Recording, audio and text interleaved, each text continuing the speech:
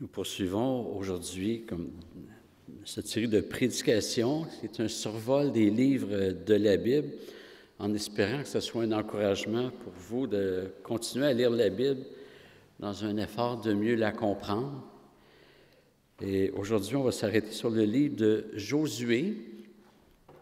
Ce qui est difficile dans cette série-là, pour moi, c'est de réussir à faire une synthèse qui est... En fait, ce qui est plus dur, c'est pas quoi dire, c'est quoi ne pas dire. Parce qu'il y aurait tellement à dire, il faut trier.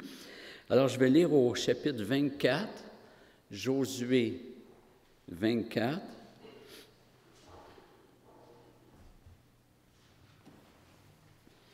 Les versets 11 à 33,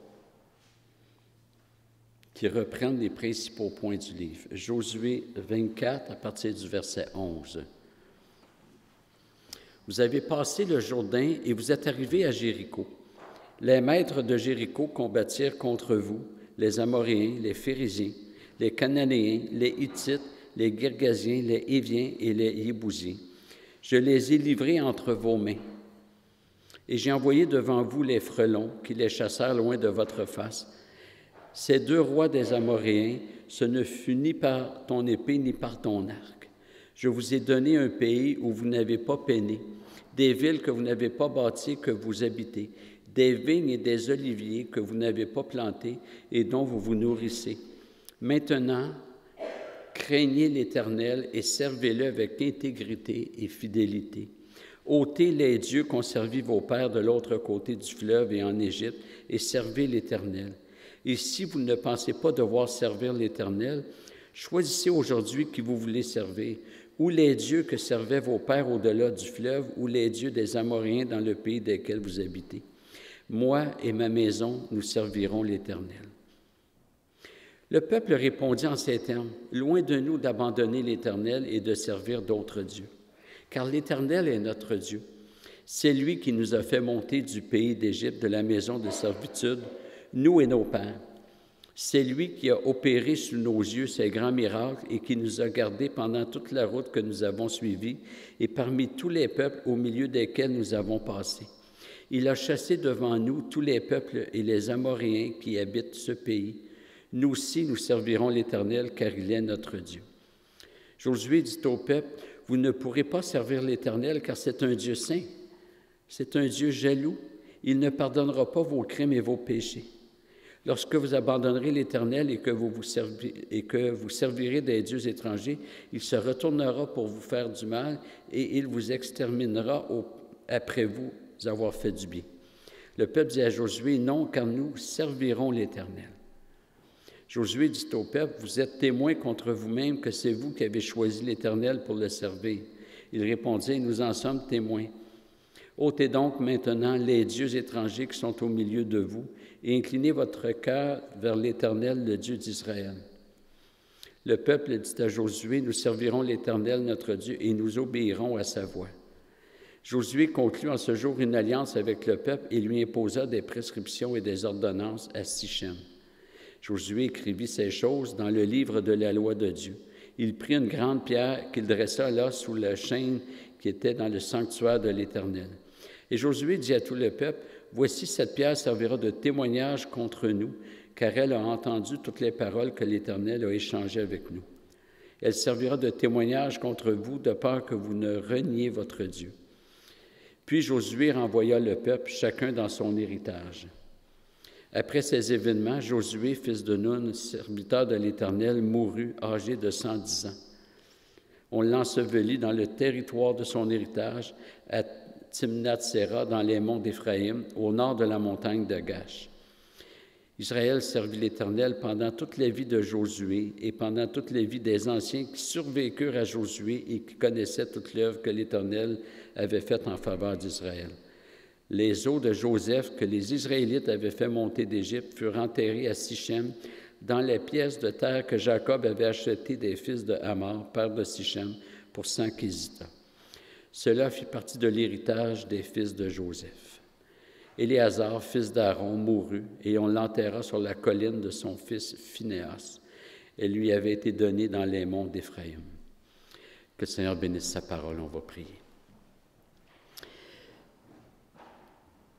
Père éternel, on veut vraiment s'incliner devant toi, être à l'écoute de ta parole. On veut, Seigneur, que notre écoute soit une écoute attentive, intéressée et désireuse de progresser dans la sanctification.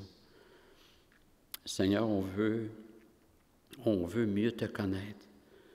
On veut mieux comprendre ta parole pour mieux t'honorer, pour mieux mettre en pratique ce que tu nous demandes. Alors, Seigneur, bénis ce temps qu'on prend dans ta parole, qu'elle puisse nous nourrir, nous corriger, nous consoler, nous diriger. Amen.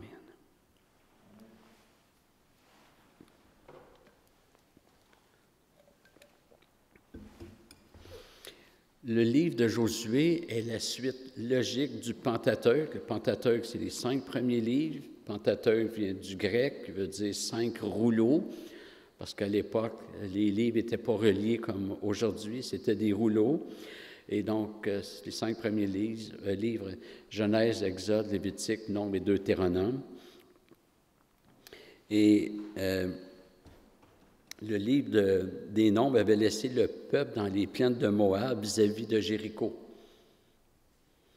On avait déjà vu que, bien que le peuple venait du sud-ouest d'Israël, il venait de l'Égypte, Dieu l'a fait entrer par l'Est.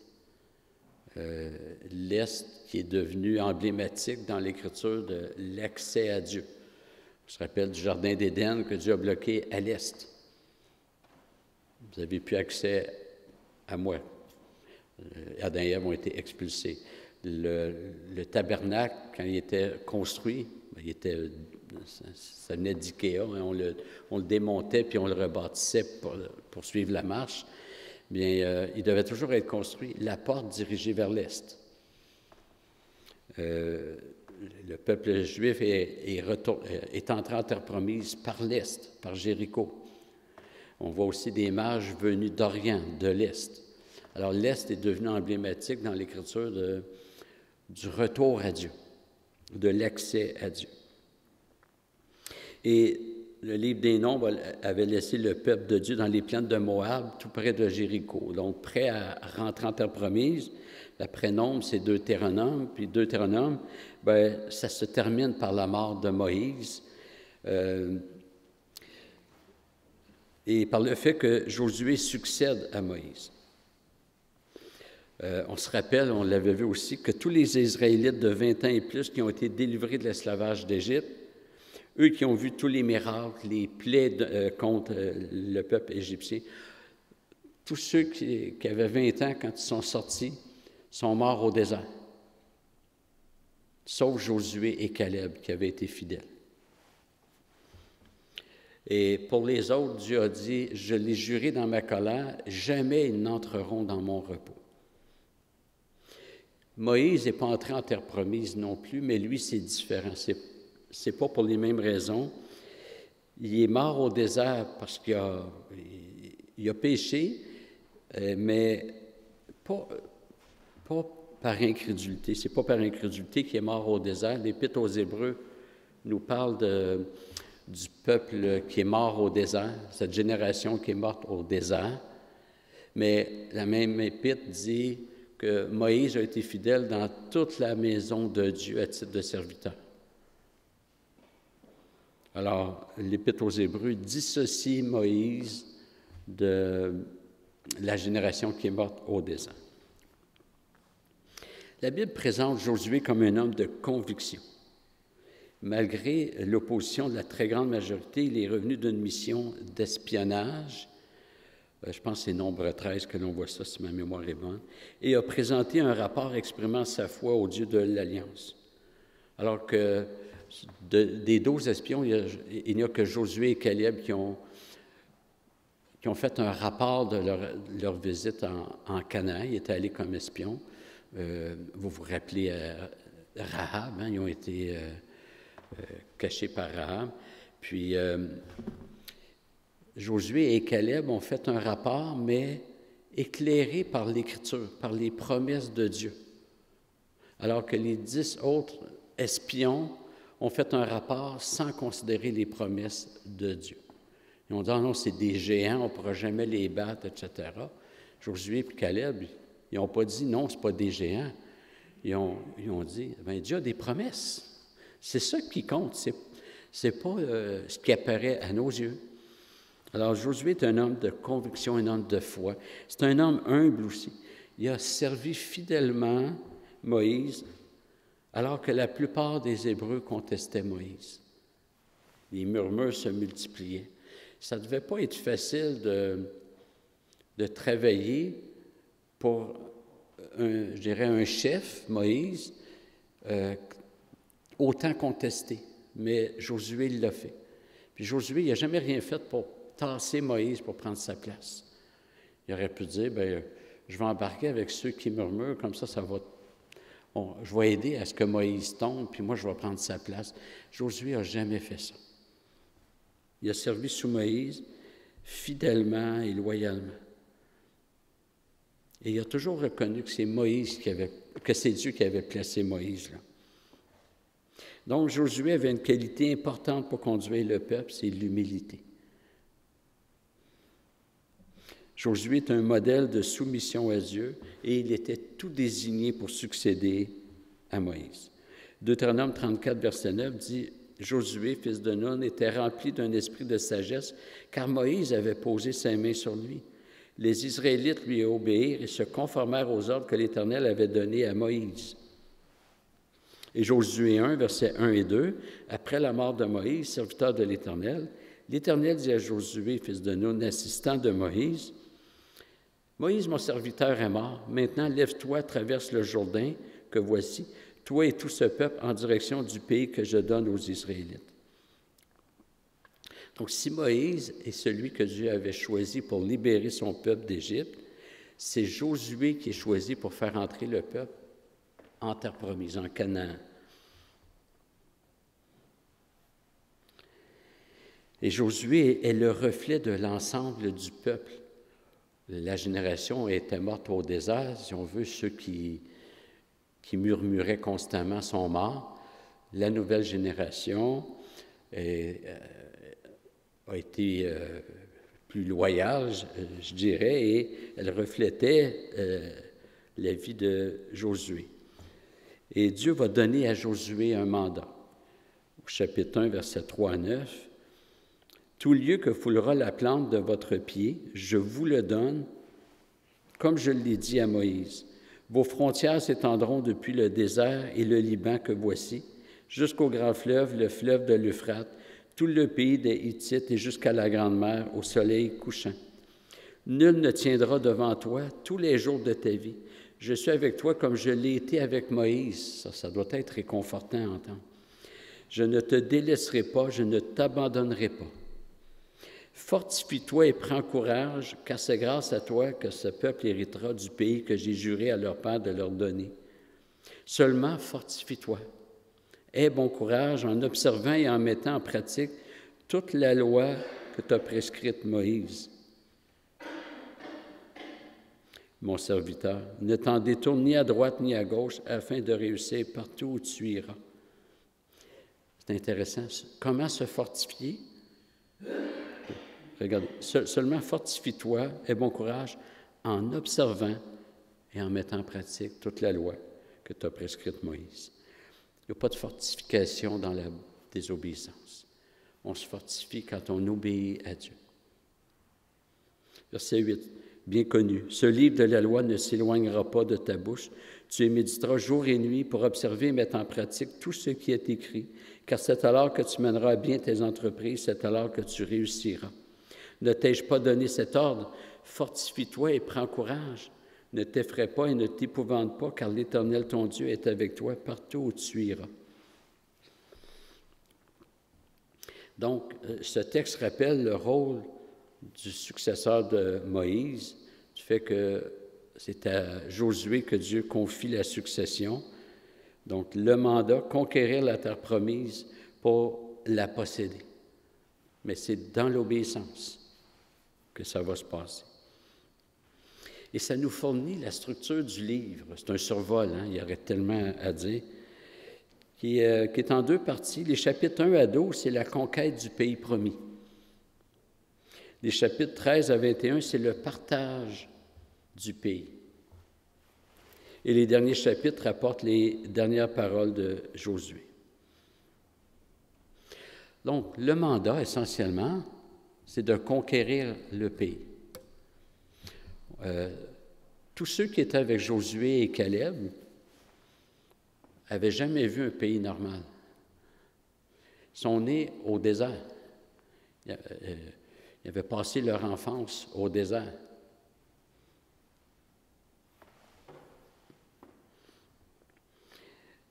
Et là, ils doivent conquérir le pays promis. Le pays qui était Canaan, une nation païenne, des Cananéens. Et ce pays porte le nom d'un des petits-fils de Noé. En fait, Noé avait 3 fils, Cham, Japheth et Sem. Sem, c'est l'ancêtre des Juifs. Quand on dit antisémite, le sémite vient de Sem, un des fils de Noé. Cham, c'est le père de Canaan. Son fils s'appelait Canaan. Et il a commis un péché très grave qui démontrait son mépris de Dieu, son mépris de l'Alliance. Et pour faire ressortir la malédiction qui s'ensuivit, Noé a maudit Cham. En fait, pour maudire son fils Canaan qui avait commis un péché, Noé maudit le fils de Canaan qui s'appelait Cham, pour montrer que ta descendance va subir ce que tu as fait. Hein? Rappelez-vous que Dieu punit le mal jusqu'à la 3e et la 4e génération, Exode 20, c'est autour des versets 6, peut-être 7. Puis, mais Dieu fait grâce jusqu'à 1000 générations. C'est intéressant parce qu'il n'y a pas eu 1000 générations depuis la création. Il y en a peut-être 600, mais il n'y a pas eu 1000 générations depuis la création. Donc, Noé maudit Canaan, le fils de Cham, à cause du péché de Cham.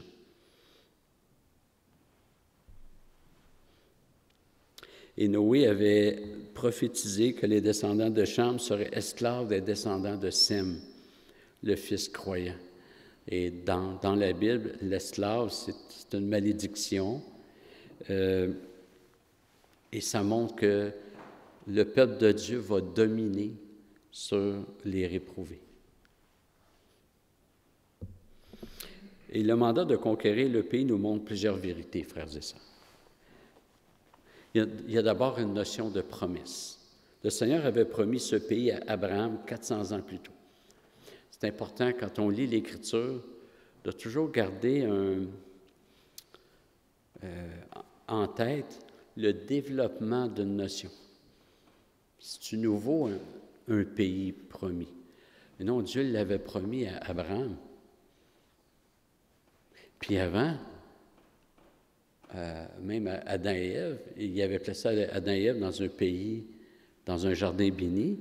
Adam et Ève, par leur péché, ont été expulsés. Ils ont perdu cette bénédiction. Puis ils ont perdu leur communion avec Dieu. Puis en Abraham, Dieu dit à Abraham, « Je serai ton bouclier. » La communion reprend et je donne à toi et à toute ta descendance ce pays béni. Autrement dit, c'est par voie d'alliance que Dieu va redonner ce qui était perdu par Adam et Ève, mais ça va être même supérieur. Ce que Dieu va donner dans leur royaume va être supérieur à ce qu'Adam et Ève avaient. Mais il y a un développement théologique. Dieu donne la terre. Et puis, il bénit par voie d'alliance, etc. Puis, le royaume qui nous attend, hein, dans Romains 4,13, finalement, ce n'est plus les limites territoriales qu'on a lues, c'est le cosmos qui est donné Paul dit que c'est le cosmos que Dieu avait promis à Abraham. Puis ce qui nous attend, c'est les nouveaux cieux, nouvelles terres, c'est notre héritage, qui est encore plus glorieux que tout ce qu'on pourrait avoir ici-bas. Et c'est permanent. Donc, c'est important de garder toujours le développement théologique des notions. C'est tellement enrichissant d'avoir ça.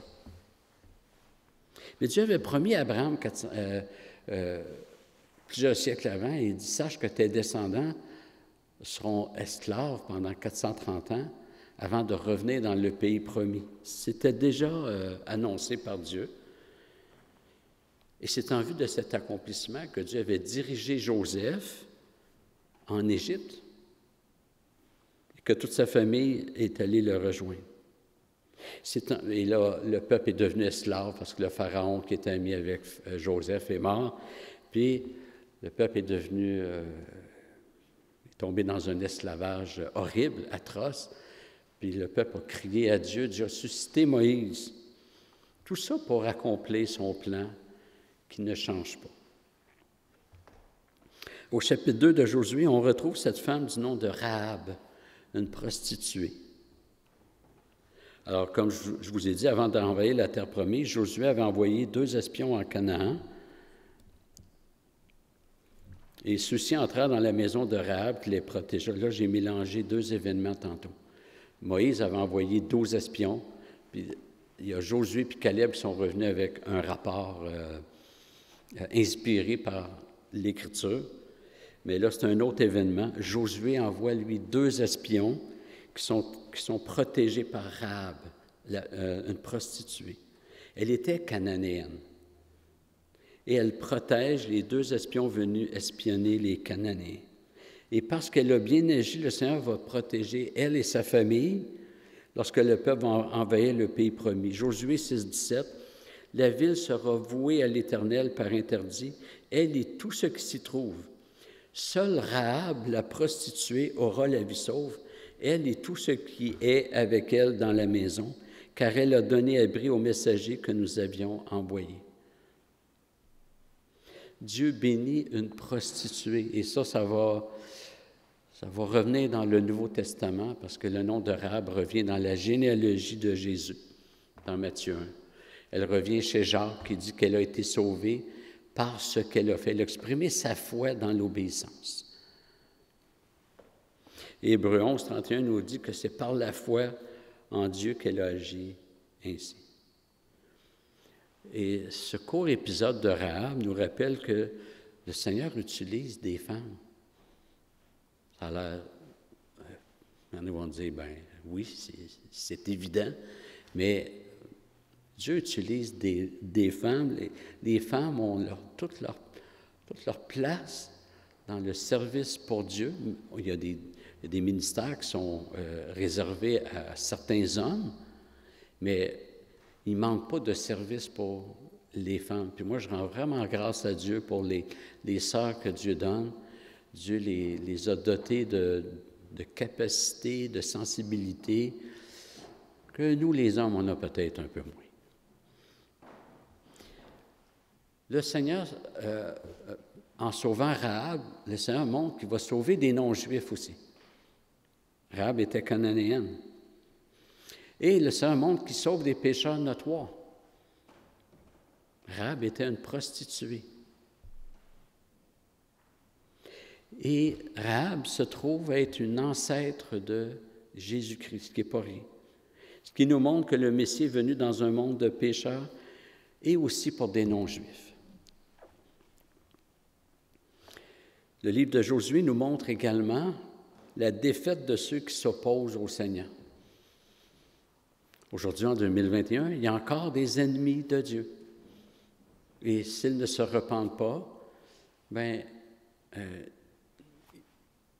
ils seront perdus pour l'éternité. Ils seront perdus pour l'éternité.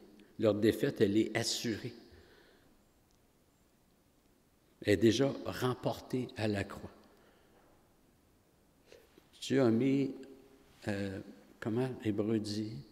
Il dit que Dieu a tout soumis au Fils même si on ne le voit pas encore. Nos yeux nous trompent. On ne voit pas encore une réalité qui est tout à fait là. C'est que toute chose est soumise à Jésus-Christ présentement. Même si le péché s'active encore, c'est que dans sa royauté, Jésus-Christ laisse aller le péché parce qu'il va l'utiliser comme il a toujours fait. Dieu n'est pas l'auteur du péché, mais il l'utilise, il le canalise pour accomplir son plan. En Genèse 45, Joseph dit à ses frères qui l'avaient vendu, Joseph dit, c'est pas vous qui m'avez envoyé ici, c'est Dieu qui m'a envoyé ici pour vous sauver. Donc, Jésus-Christ, toutes choses lui sont soumises présentement. Il reste juste à rendre ses ennemis sous son marchepied. Mais la victoire est déjà là. Donc, la défaite des ennemis de Dieu en terre promise, mais pour que ça se fasse, le peuple devait se rendre en Canaan. C'était pas gagné. À vue humaine, il fallait déposséder les Cananéens. Ils sont des géants, mais aussi un peuple qui se bat sur son propre territoire est toujours plus avantagé. Et ça, si vous n'êtes pas certain, vous en parlerez aux Américains. Quand ils sont allés combattre des nations sur leur pays, que ce soit les Afghanistan ou d'autres, au sol, l'armée du pays est toujours avantagée. Ils connaissent toutes les cachettes, ils ont pu se préparer sur leur terrain.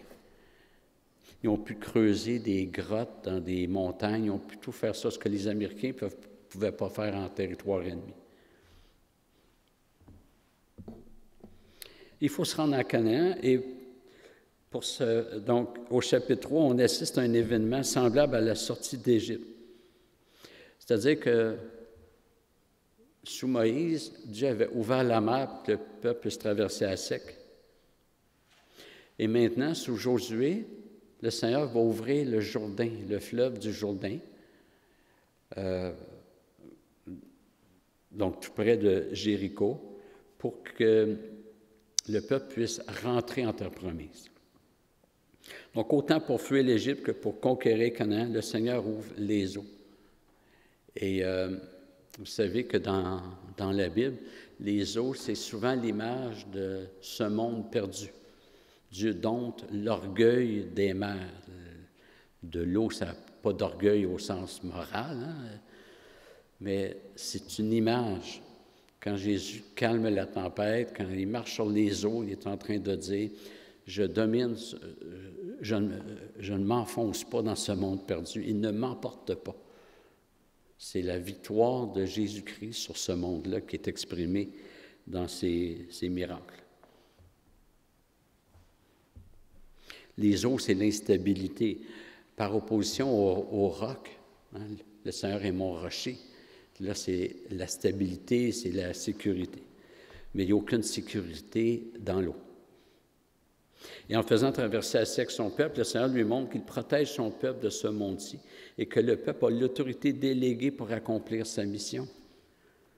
Tout lieu que foulera ton pied, je te le donnerai. Autant les eaux n'ont pas submergé le peuple, autant le monde n'emporte pas le peuple de Dieu. La deuxième partie du livre de Josué porte sur la distribution du pays. Le Seigneur a donné ses consignes. Le pays devait être partagé selon les 12 tribus. Et quelques enseignements sont attirés de ce point. Le premier, c'est ce qu'on pourrait appeler la théologie de la terre. Le Seigneur donne la terre. Il y a un droit de propriété qui appartient à l'être humain, à l'individu. Je dis ça parce que ce n'est jamais le gouvernement qui est propriétaire de la terre. Peut-être qu'on ne l'entend pas parler, mais présentement, je ne peux pas dire, mais il y a eu déjà des débats au Québec ou des propositions faites par au moins un parti pour dire que les maisons on reconnaît que les maisons appartiennent aux propriétaires, mais il n'y a aucun terrain qui devrait être la propriété des individus. Mais Dieu donne la terre aux individus. C'est l'individu est responsable de la terre. Et les individus ont le droit et le devoir de vivre des possessions que le Seigneur leur donne. Voler quelqu'un, c'est péché. Et déjà, ce commandement-là reconnaît le droit de propriété, le droit de posséder. Et dans la structure du peuple juif, le Seigneur demandait que chaque tribu mette à part une portion de son territoire pour les Lévites, les serviteurs du temple. Et ça nous montre qu'on doit mettre à part une portion de ce que le Seigneur nous donne pour soutenir l'Église. Et l'apôtre Paul fait le lien entre le fait qu'il fallait mettre à part pour le service du temple dans l'Ancienne Alliance et le fait qu'il faut mettre à part pour l'Église. 1 Corinthiens 9, versets 13 et 14. « Ne saviez-vous pas que ceux qui remplissent les fonctions sacrées sont nourris par le temple, que ceux qui servent à l'autel ont part à ce qui est offert sur l'autel? » À ce moment-là, le temple est encore construit et Paul rappelle qu'est-ce qui se passe au temple. Et le verset suivant dit « De même aussi, le Seigneur a établi comme règle que ceux qui annoncent l'Évangile vivent de l'Évangile. » Donc, il y a une provision de Dieu pour ceux que le Seigneur appelle au ministère de sa parole. Le livre de Josué nous montre aussi que la soumission elle est requise. La soumission, on a beaucoup de difficultés avec la soumission. Que l'homme ait de la difficulté avec la soumission, ça date d'au moins, au moins 6000 ans. Depuis la chute, l'être humain est rebelle. L'être humain est rebelle. Et se convertir, c'est reconnaître notre rébellion et c'est s'engager à obéir. On ne le fait jamais parfaitement, on chute, le Seigneur nous relève, il y a des provisions de grâce, mais Dieu veut un peuple qui lui soit soumis. Pourquoi? Parce que ça s'inscrit dans la relation. Nous, on a tendance, c'est nos cœurs rebelles qui dissocient l'obéissance avec une saine relation. Il me semble que si on a une saine relation, je n'ai pas à t'obéir. Ça, c'est nos pensées charnelles. Le Fils obéissait à son Père parfaitement. Puis ça a toujours été, ça s'inscrivait dans une relation parfaite. Les 10 commandements sont introduits par le rappel de la délivrance d'Égypte, autant en Exode 20 qu'en Deutéronome 5. Avant de donner le premier commandement, Dieu dit « Je suis l'Éternel, votre Dieu, qui vous ai fait sortir du pays d'Égypte. Voici, tu n'auras pas d'autre Dieu devant ma face. » Dieu a délivré son peuple pour lui donner sa loi. La loi de Dieu et l'obéissance qui est demandée s'inscrivent dans le processus de délivrance du peuple de Dieu. Pour vraiment vivre la délivrance, il n'y avait pas juste besoin d'être délivré d'Égypte. Il y avait besoin d'être délivré d'eux-mêmes, de leur propre voie. Ils devaient être soumis à Dieu. Le don de la loi, loin de contraindre notre liberté, s'inscrit plutôt dans la libération du peuple de Dieu. Jacques parle de la loi de la liberté. Je pense que c'est le plus beau paradoxe de l'Écriture. Nous, on regarde une loi et on dit « Ah non, s'il vous plaît, d'autres contraintes, je ne peux pas respirer un peu, je ne peux pas faire ce qui me tente. » Quand on pense comme ça, on n'est pas libre. La liberté n'est possible que dans la loi de la liberté. J'avais, il y a peut-être 22 ans, j'étais chef d'un camp chrétien, un été, puis je devais enseigner au staff, puis je leur dis, j'imagine une île, puis il y a un chat sur l'île. Là, j'ai imaginé le chat qui dit « Je me sens pas libre d'aller où je veux. Je suis sur une île qui est limitée. » Fait que là, je prends le chat, puis je le lance au large. Est-ce qu'il est libre? Il n'est pas libre parce qu'il n'est pas créé pour ça. Il n'est pas créé pour vivre dans l'eau. Nous, on est créé pour vivre dans la volonté de Dieu, qui est exprimée dans la loi, puis c'est là qu'est notre liberté. Et comme exemple, c'est quand l'homme et la femme vivent la loi du mariage, qui vont vraiment goûter à la liberté du mariage, l'épanouissement du mariage. Et dans la Nouvelle Alliance, ça ne s'est pas évaporé. Jérémie 31, verset 31 à 34, je vous résume par cœur. « Voici l'alliance nouvelle que j'établirai, je mettrai ma loi dans leur cœur. »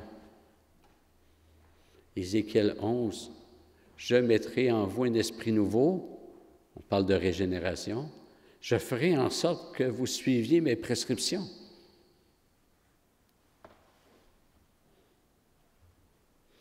Le bonheur, frères et sœurs, ne réside pas dans ce qu'on trouve agréable. Un bon emploi, une maison, la santé. Ces choses-là sont bonnes, mais on pourrait perdre ça demain sans perdre notre joie et notre bonheur. Parce que notre bonheur réside dans notre communion avec Dieu et dans le fait qu'il nous donne, il nous a libérés des entraves pour qu'on puisse vivre dans sa volonté. On a vu plusieurs thèmes présents dans le livre de Josué, mais pour l'apprécier vraiment, on doit le lire en gardant à l'idée qu'on est dans une alliance de préfiguration, une alliance des ombres des choses à venir. Ce n'était pas la réalité. Et la possession du pays promis est une préfiguration de ce qui nous attend, c'est-à-dire le royaume des cieux. Hébreux 11, versets 13 à 16. C'est dans la foi qu'ils sont tous morts, sans avoir obtenu les choses promises. Il parle des patriarches ici. Mais ils les ont vus et salués de loin en confessant qu'ils étaient étrangers résidant temporaires sur la terre. Ceux qui parlent ainsi, les patriarches, montrent clairement qu'ils cherchent une patrie. Ils étaient en Canaan, puis ils cherchent. Ils n'avaient pas trouvé même en Canaan. Et là, l'auteur va parler, d'après moi, il ne l'identifie pas, mais il va parler de Joseph et ses frères, qui étaient en Égypte, puis quand Jacob est mort, ils sont allés l'enterrer, puis ils sont retournés en Égypte. Pourquoi ils ne sont pas restés en terre promise? S'ils avaient eu, Hébreux 11, 15, s'ils avaient eu la nostalgie de celle qu'ils avaient quittée, ils auraient eu l'occasion d'y retourner. Mais en réalité, ils aspirent à une patrie meilleure, c'est-à-dire céleste. Ils avaient compris que le pays promis, ce n'était pas le territoire de Canaan. Ça, c'était comme une maquette. Hein? Une maquette d'hôpital, je vous ai déjà dit, ça n'a jamais soigné personne, une maquette d'hôpital. C'est une ombre. La réalité, c'est l'hôpital lui-même. En réalité, ils aspirent à une patrie meilleure, c'est-à-dire céleste. C'est pourquoi Dieu n'a pas honte d'être appelé leur Dieu, car il leur a préparé une cité. Le livre de Josué nous montre que notre patrie n'est pas ici-bas. La vraie promesse, c'est la cité céleste qui s'en vient. On ne doit pas s'installer ici comme si c'était notre chez nous définitif.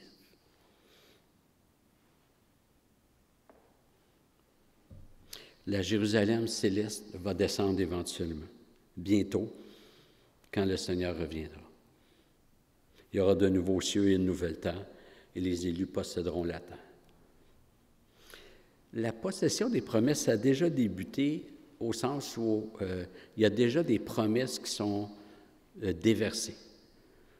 Nos ennemis sont vaincus, même s'ils s'agitent encore, ils sont vaincus.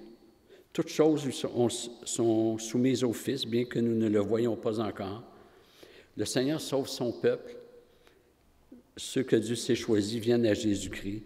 Le plan de Dieu continue de se réaliser. Mais il y a des promesses à venir, dont le royaume, les nouveaux cieux, nouvelles terres, ça c'est à venir. Et on sera avec Abraham, Isaac et Jacob dans le royaume. C'est ce que Jésus a dit dans l'Évangile de Matthieu. On va être avec eux. Donc ils vont être là aussi, c'est les mêmes promesses. Je dis ça parce qu'il y en a qui pensent que le peuple juif a des promesses terrestres, puis l'Église a des promesses célestes. Puis que les Juifs vont passer l'éternité sur terre, puis l'Église l'éternité au ciel, alors que Jésus dit, il y aura un seul troupeau, un seul berger. Il y aura un seul troupeau, pas deux. Donc, la terre promise, c'est une préfiguration du royaume. La deuxième préfiguration, c'est Josué lui-même. Tout comme Moïse ne pouvait véritablement délivrer le peuple, parce que le vrai esclavage du peuple n'était pas celui de l'Égypte, mais c'était l'esclavage du péché. De la même façon, Josué ne pouvait délivrer le peuple réellement, plutôt le faire entrer en terre promise réellement. Hébreux 4, versets 1 à 11. Craignons donc, tant que la promesse d'entrer dans son repos subsiste, que personne parmi vous ne pense être venu trop tard. Car la bonne nouvelle nous a été annoncée aussi bien qu'à eux.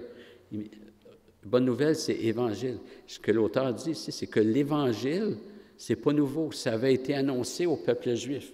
Car la bonne nouvelle, ou l'Évangile, nous a été annoncé aussi bien qu'à eux. Et c'est qui eux, vous allez voir. Mais la parole qu'ils avaient écoutée ne leur servit de rien, car ceux qui l'entendirent ne la reçurent pas avec foi. Pour nous qui avons cru, nous entrons dans le repos, dont il est dit, « J'ai donc juré dans ma colère, ils n'entreront certainement pas dans mon repos. » Ça, il parle de la première génération qui est morte au désert. Les œuvres de Dieu étaient cependant faites depuis la fondation du monde, car il a dit quelque part à propos du septième jour, « Et Dieu se reposa de toutes ses œuvres le septième jour. » Vous voyez comment l'auteur aux Hébreux ne s'intéresse pas juste à un texte de Josué, il va regarder le développement à partir de Genèse 2, où c'est marqué que Dieu se reposa le septième jour, puis il s'en vient Josué, puis là, il va aller sur Jésus-Christ. Donc, et Dieu se reposa de toutes ses œuvres le septième jour. Et de nouveau, dans ce passage, ils n'entreront certainement pas dans mon repos. Ainsi, puisqu'il est réservé à certains d'y entrer, et que ceux qui avaient reçu les premiers cette bonne nouvelle n'y entrèrent pas à cause de leur incrédulité. Donc, ça, c'est ceux qui avaient entendu la bonne nouvelle. Ceux qui avaient reçu les premiers cette bonne nouvelle n'y entrèrent pas à cause de leur incrédulité. Dieu fixe de nouveau un jour, aujourd'hui, en disant bien longtemps après par la bouche de David, comme il a été dit plus haut, « Aujourd'hui, si vous entendez sa voix, n'endurcissez pas vos cœurs. » En effet, si Josué leur avait donné le repos, Dieu ne parlerait pas après cela d'un autre jour. Dieu a accompli l'œuvre que Dieu lui avait donnée, confiée, mais ce n'était pas la réalité. Le peuple n'avait pas eu vraiment le repos, comme sous Moïse, le peuple n'avait pas vraiment été délivré. Il avait été délivré d'Égypte, mais pas de ses péchés. Le peuple, sous Josué, est entré en terre promise. C'était la terre de repos, mais il n'y avait pas vraiment le repos. En effet, si Josué leur avait donné le repos, Dieu ne parlerait pas après cela d'un autre jour. Il reste donc un jour de sabbat pour le peuple de Dieu. Ça, c'est une traduction vraiment douteuse. Littéralement, il n'y a pas deux mots, repos de sabbat. Il reste donc une observance de sabbat. Je pense que Darby a peut-être mieux traduit, mais littéralement, c'est une observance de sabbat pour le peuple de Dieu. Ou on pourrait dire une observance de repos, parce que sabbat, ça veut dire repos. Car celui qui entre dans le repos de Dieu se repose aussi de ses œuvres, comme Dieu se repose des siennes. Ça, c'est la version Colombe, mais littéralement, c'est « car celui qui est entré dans son propre repos se repose aussi de ses œuvres. » Et ça pointerait vers Jésus-Christ. Comme Dieu se repose des siennes. Je n'ai pas le temps ce matin, mais si vous avez l'occasion de taper Hébreux 4, puis Pascal Deneau, il a fait un enseignement exégétique sur ces versets-là. C'est fascinant. Et le verset 11 d'Hébreux 4, « Empressons-nous donc d'entrer dans ce repos-là afin que personne ne tombe en suivant le même exemple de désobéissance. »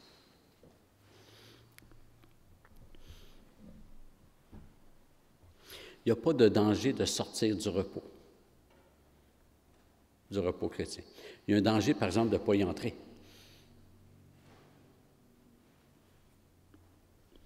En fait, Josué ne pouvait pas faire grand-chose pour le peuple.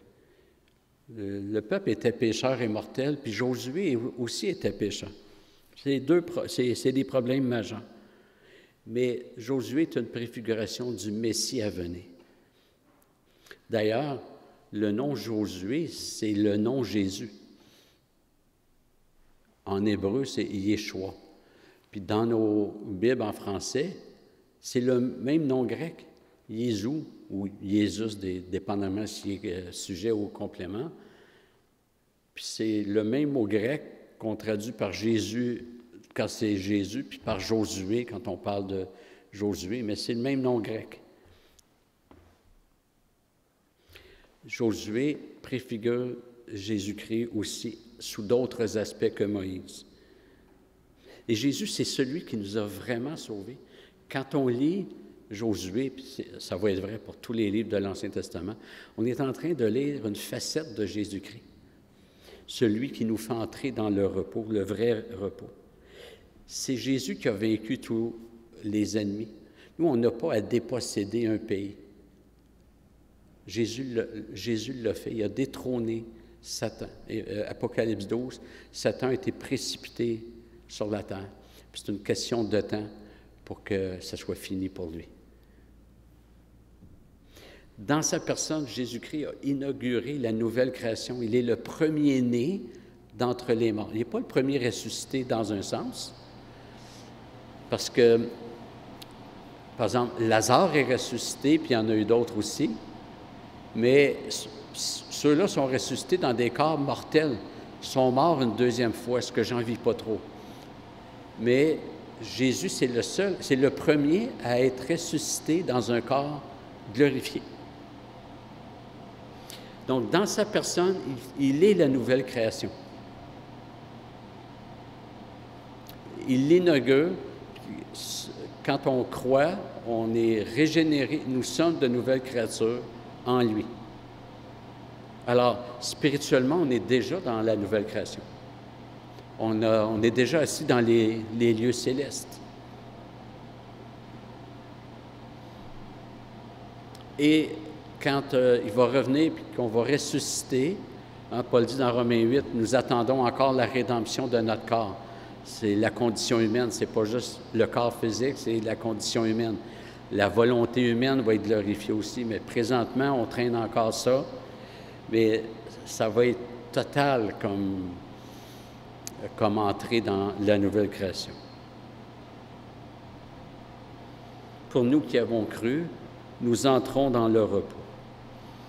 Alors, rapidement, quelques applications. La première, c'est de vraiment prendre au sérieux la parole de Dieu. Dieu a dit à Josué, au tout début de son ministère, que ce livre de la loi ne s'éloigne point de ta bouche. Médite-la jour et nuit afin de l'observer. Là, je vais rapidement un peu. C'est alors que tu réussiras. Il y a des hommes chrétiens, il y a des hommes d'affaires chrétiens qui prenaient ce verset-là, peut-être un petit peu hors contexte, qui disaient « Ah, bien, je vais ouvrir une pizzeria, j'ai juste à être fidèle à Dieu, puis ma pizzeria va marcher. Je vais réussir. » Je ne pense pas que ça soit tout à fait ce qui est dit ici. Puis c'est pas parce qu'un chrétien a des problèmes dans son entreprise qu'automatiquement, c'est parce qu'il n'est pas fidèle à Dieu. Dieu a donné un ministère à Josué. Puis il a dit à Josué, tu dois le faire selon ma parole. Que ce livre de la loi ne s'éloigne pas de ta bouche, tu le méditeras, etc. C'est alors que tu réussiras. Tu réussiras quoi? Le ministère que je t'ai confié, de faire entrer le peuple en terre promise et de déposséder les Cananéens. C'est ça que tu vas réussir. Et on ne peut pas prendre ça et dire, je peux avoir n'importe quelle ambition, du moment où je suis fidèle à Dieu, mon ambition va marcher.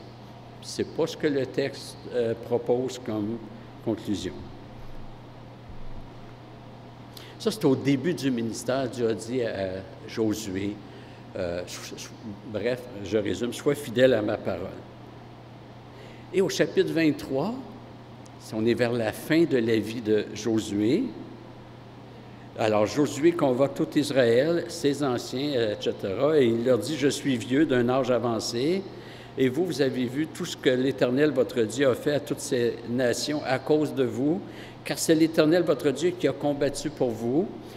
Voyez, je vous ai donné en héritage par le sort, selon vos tribus, ces nations qui restent à conquérir à partir du Jourdain et toutes les nations que j'ai exterminées jusqu'à la Grande Mer, c'est-à-dire la Méditerranée, vers le soleil couchant. » Bon, alors, Dieu a béni le peuple, le mandat est réussi, mais il faut que ça continue. Appliquez-vous avec force à observer et à mettre en pratique tout ce qui est écrit dans le livre de la loi de Moïse, sans vous en écarter ni à droite ni à gauche. Il n'y a pas de place pour dire je pense qu'on peut faire un petit compromis ici, moi je préfère ça, etc. On est déjà dans le compromis.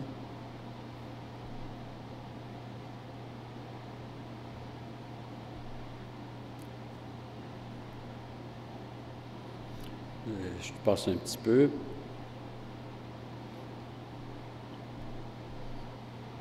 Donc, c'est intéressant pour Josué de regarder sa vie et de dire « Merci Seigneur, tu m'as donné de t'être fidèle. » Puis, le projet est bien avancé. Il n'était pas fini. Il reste encore des Cananéens en Canaan. Mais Josué a mis en pratique la parole de Dieu. Et c'est une invitation pour nous à dire,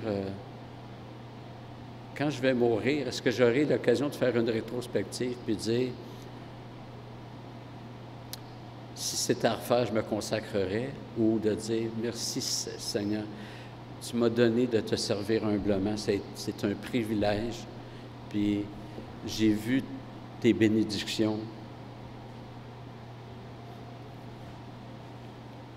Quelle joie d'arriver à la fin de sa vie, de pouvoir dire, comme Paul en 2 Timothée 4,7, « J'ai combattu le bon combat, j'ai achevé la course et j'ai gardé la foi. » Et Josué préfigure Jésus, on l'a vu, Jésus-Christ, il s'est consacré parfaitement à sa mission. Bien plus difficile que celle de Moïse, bien plus difficile que celle de Josué, et bien plus difficile que tout ce qu'on peut vivre ensemble. Si on accumulait toutes nos difficultés, elles n'égaleraient pas celles que Jésus-Christ a dû traverser. Parce qu'il n'y a personne, quand on va tous être dans le royaume, là, imagine qu'on va jaser, je ne sais pas si on va aller au Tim Hortons, puis on va jaser, puis on va pouvoir jaser de plusieurs choses.